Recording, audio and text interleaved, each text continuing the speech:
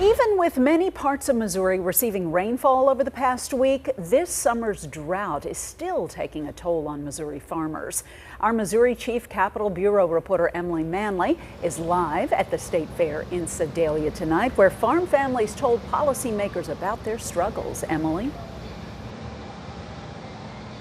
Well, Mandy, after Governor Mike Parson celebrated that I-70 bill signing just outside of St. Louis, he traveled here to Sedalia today to join in a panel with a handful of other federal and state delegates to talk about this drought. And some of you at home, including me myself, might all think that with this recent rainfall that things are improving in the state's agriculture industry. Instead, the impacts of this drought are going to be felt for months and years to come. And now the state is telling the federal delegation they need help. But the reality of it is, for row croppers, for cattle and livestock producers, that problem don't stop with the rain. After the driest April and May since 1988, farmers have been left to make tough decisions. How we live on the farm, we certainly don't want to do anything to harm where we earn our living.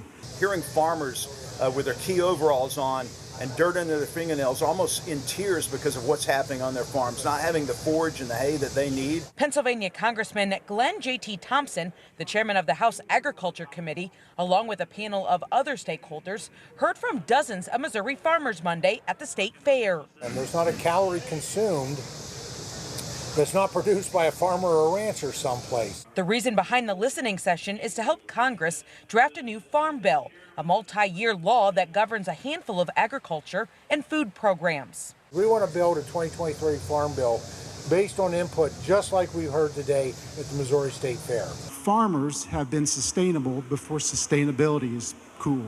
And I guess we'd like to get some credit for the things that we've already implemented. Monday's event comes just days after Tyson Foods announced it will be closing 2 chicken processing plants in Dexter and Knoll, Missouri. The state will be sending reaction teams to both McDonald and Stoddard counties, where more than 2,000 people will soon be losing their job.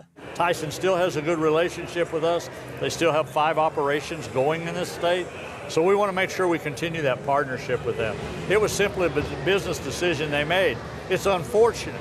We don't want to lose any businesses, but at the same time, we have gained businesses in this state by the same decisions by other companies.